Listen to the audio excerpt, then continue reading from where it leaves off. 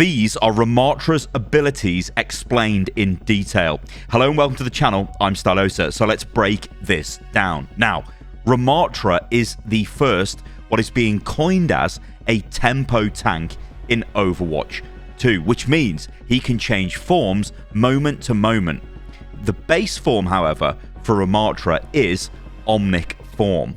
Today's video is sponsored by Nvidia and HP Omen, and I want to show you guys this laptop because it is absolutely insane. I am playing Overwatch 2 at 1440p, locked at 165 Hz because that is the refresh rate of this display. It is insane. I cannot believe it. But these are the specs of this laptop. So it's got a GeForce RTX 3070 laptop GPU. It's got the AMD Ryzen 5800H. It's got 16 gig of DDR4 memory, 1 terabyte of internal storage, and it's got a 1440p 165 Hz IPS display, and I cannot believe how good this laptop is. So make sure you check out the Black Friday deals and also the Cyber Monday deals for these laptops. However, I just want to show you this to begin with.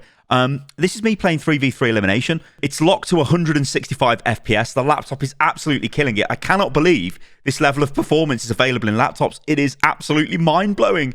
What I look for in a laptop is portability, and this laptop is super lightweight. This is amazing, and also I won the game. And this is what the developers have to say. When you first select Ramattra, Omnic Form is where you're going to start. His weapon in this form is Void Accelerator, a massive staff that comes with its own set of primary and secondary fires. Void Accelerator's primary fire fires out a stream of fast-moving nanites. The nanite particles have a travel speed that requires you to lead your targets, but there is no damage fall-off. This gives Ramattra a longer range option, but there's an advantage to using this weapon close range. If you're close to the enemies and put your staff right in their face, you're going to do quite a bit of damage, especially if you're hitting crits.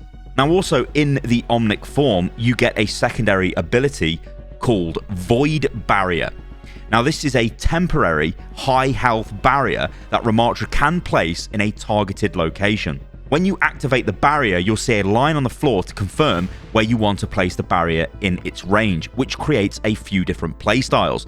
Use it defensively to protect teammates and cut off enemies, or use it offensively to create space and close the gap between you and the other team. Everything about this form enables you to close the gap between enemies, says Josh No, one of the lead hero designers. You can use this form tactically to move in on enemies and activate his Nemesis Form, where he gains 2 new abilities, Pummel and Block. So what I find interesting here is, again, it's this idea of the tempo tank. You've got this sort of long-ranged primary fire in the Omnic Form, which also does high damage at close range, but you've also got this Void Barrier you can drop down, which will absorb a ton of damage or even cut the enemy off, I guess maybe like a May wall.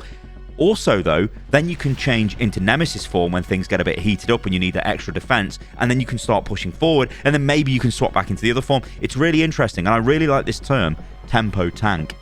So what about the Nemesis Form? Well, let's break that down. This is what the devs say.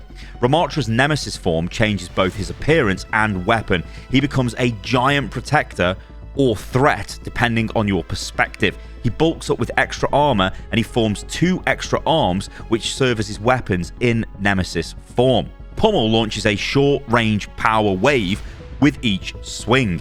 It's also a piercing attack, so if there's enemies stacked within range, they'll get hit. It's really nice for playing around things like Reinhardt's shields, D.Va's defense matrix, or even Winston's bubble. It's kind of difficult to dance in and out of a bubble when Pummel goes straight through it regardless, so that is absolutely massive there. The primary attack, Pummel, in the Nemesis Form goes through barriers. It's a short range sort of shockwave attack, that is very, very powerful. So let's move on to Block. For Block, Ramattra throws his big tank arms in front of his face, reducing damage from the front. It's also effective at reducing the damage of Hanzo's dragons and Torbjorn's molten core, despite them surrounding him. Block slows Ramattra's movement speed, and it only applies to damage received from the front, leaving him vulnerable from behind. So again, this is, he's going to be vulnerable from behind. I'm not sure if this is, he's got a, crit box on his back and you can just absolutely crit the crap out of him like you can to a Bastion when he's in tank form. I'm not sure or well, Sentry Form, whatever it's called now. But I'm not sure if that's the case here, or they're just saying he doesn't have the defensive ability on his back. So it would be similar to shooting Reinhardt in the back when he's got his barrier at the front, for example, or Doomfist in the back while he's blocking. In fact, I guess Doomfist is a better comparison because, well, I mean, this looks very similar to Doomfist's ability. Obviously, minus the whole charging up thing. He's just literally, you know, arms in front blocking. There is also no cooldown on the block. You can use it whenever you want by weaving it in and out of your attacks. The trade-off is you can't punch while you're using it, and it slows you down. Now that's funky because you can cycle this, bring it up to absorb spike damage, drop it down, bring it up to absorb some more spike damage, drop it down, keep doing damage. Kind of interesting, that is. Also, he gets no benefit. Well, I say no benefit from using it. Obviously, he gets damage reduction, but in the case of Doomfist, he charges up, doesn't he, when you attack him? It's almost like a Zarya in a way. Zarya bubbles, you kind of don't want to burn through the bubble unless you know you can, because you're just going to give a charge. In this case, it looks like all it does to Ramattra is just make him a bit more tanky. So feel free to shoot him while he's blocking. It kind of wouldn't really matter. It's probably not going to be the best target for it, but it's not like there's going to be a negative downside for it. Of course, you get less ult charge when shooting tanks and all that stuff, but still, that's really cool that it's not on a cooldown. You can just keep swapping between it. The Nemesis Form itself, though, is on an 8-second ability with an 8-second cooldown. So you aren't permanently in this big tank like Nemesis Form. You need to time which form you're in carefully, because the abilities in one form won't be present in the other. However, there's an ability that Ramattra can utilize regardless of whatever form he is in. Ravenous Vortex. Now, we were a bit confused when we first seen this ability on the screenshots that came out, but indeed it does pull aerial targets to the ground. It slows targets as well, but let's see what the developers have to say. Ravenous Vortex is a ball of nanites that slows, grounds, and damages enemies.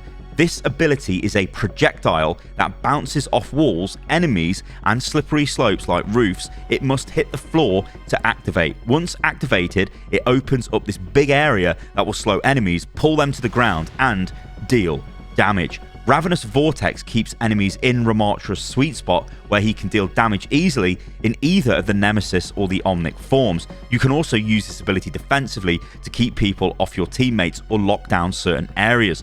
Ramattra can use this ability to halt the enemy team from rushing you. Enemies have a super weak jump when they are caught in this ability. Winston goes almost nowhere. Ramattra has many tools to help him command space. He doesn't finesse his way into team fights. He brute forces his path using any means necessary to achieve his objectives. Now, this is really interesting because this is like an anti-dive tool as well as an offensive tool, isn't it? And I think this is kind of funky that it slides off surfaces. This kind of opens up some like trick shot plays where you can throw it onto a roof and let it sort of slide down onto a target. I think that's pretty cool. But yeah, it looks like the main component of this is going to be the fact that it really heavily slows targets in it and really reduces any kind of jump ability. And obviously, if you're in the air, you will get pulled down to the ground. So imagine a Winston coming in trying to dive onto your team, and you turn around and react to this. You throw your Ravenous Vortex at him. It's effectively locking him down to that area, so you can maybe burn him down before he can get out with a leap recharge, which obviously probably won't work as well in the Ravenous Vortex, or obviously when the Ravenous Vortex dissipates. Very interesting this is. Now, I honestly really like putting crowd control abilities on tanks. Like, I think that's where they should be. They shouldn't be on heroes like Sojourn with her slow on her E. It makes no sense that that's got a slow component to it. But yeah, Blizzard thought it needed, we needed a bit more help landing the headshots that everybody's landing with Sojourn, but whatever. So I think this Ravenous Vortex is pretty cool. This is the ultimate ability. It's called Annihilation. And I really hope he has some sort of Zenyatta style voice line for this, because it appears to be the evil version of Zen's Transcendence. So this is really, really good. Annihilation is a special ultimate. First, Ramattra immediately goes into Nemesis mode, but there's something else going on at the same time. Annihilation is a wide energy swarm that lashes out towards any enemies within range, dealing constant damage. It's similar to Transcendence in the sense it creates a big ring around him. Annihilation has beams that latch onto enemies within range, depleting their health. Enemies need to be within the ultimate's range and Ramattra's line of sight, but there's another caveat to this ability. It doesn't end. If the beam is attached to an enemy, it pauses the duration of the ultimate. The ultimate itself is relatively short, but if it's attached to someone, it does not end. While tethers are attached to enemies, Ramattra has all the benefits and abilities from Nemesis Form. He gives enemies two options with this ultimate: either eliminate him or move. Holy hell. So this guy, his ultimate could be absolutely ridiculous. Because think how tanky he is in Nemesis Form. And this apparently throws you into Nemesis Form, even if it's on cooldown and you're in the Omnic Form, you pop your ult, you go smack bang into Nemesis Form. Anybody around you, you're just going to attach onto them with these nanite swarms and they're just going to damage them. You're just going to be massively tanky. You'll be able to block with this, but you need to stay near enemies to keep it active. This just sounds crazy. This to me sounds like, yes, we need Kiriko still for her ultimate to launch the Ramattra into the enemy team. And also we need Lucio, because speed boost with this guy is going to be broken as hell and he's probably going to do massive damage. And I bet you, because this is Blizzard and he's the new hero and it's season 2 and let's sell some skins, that I bet you his primary fire when he's in Omnic Form is just crazed amounts of damage. I bet you even his Pummel attack when he's in Nemesis Form is massive damage. I bet you Ravenous Vortex does way too much damage. I bet you he's OP. That's what I'm getting at, ladies and gentlemen. I bet you he's OP. Anyway, in conclusion, this is what Blizzard say. North Sector meets Overwatch. Ramattra's playstyle is complex and multifaceted. Mirroring his history and ideals, Omnic Form is highly tactical and gives us a glimpse at Ramattra's ingenious mind. Nemesis Form is huge, imposing and violent, a physical manifestation of his rage. When he unleashes his ultimate, Annihilation, he roars, "Suffer as I have." Through this ability, we see the pain he has experienced in his long war against humanity. It makes you wonder, is there anything he won't do to save his people from extinction? Ramattra is staged to join the Overwatch 2 lineup in Season 2 on December the 6th. Make sure to pick up the Premium Battle Pass, yes, and try him out because he's locked in the Battle Pass. Until then, stay tuned. Okay, all right, guys, there you go. That is a breakdown in detail from the developers as to Ramattra's abilities. I hope you enjoyed the footage I've used in the background, which is taken from the Ramattra Gameplay reveal trailer, where I've done my best to kind of show you these abilities as we've been talking about them. But honestly, this guy looks incredible. And, you know, we can sit here and we can rag on Overwatch as much as we like, but the one thing that they do consistently nail is new characters. You can say what you like about Kiriko's voice acting, but I think her kit is incredibly well done. She feels great to play. But this guy, Ramattra, he's like on another level. I mean, he has to be, right? He's the leader of a new faction, the big enemy faction in Overwatch 2. So he has to have this shine, this luster to his design, and I think they've nailed it. So whoever is involved in Ramattra, good job. I mean, I get the impression Ramattra has been something they've been working on for a number of years, and I think we can sort of see that with the quality of the hero.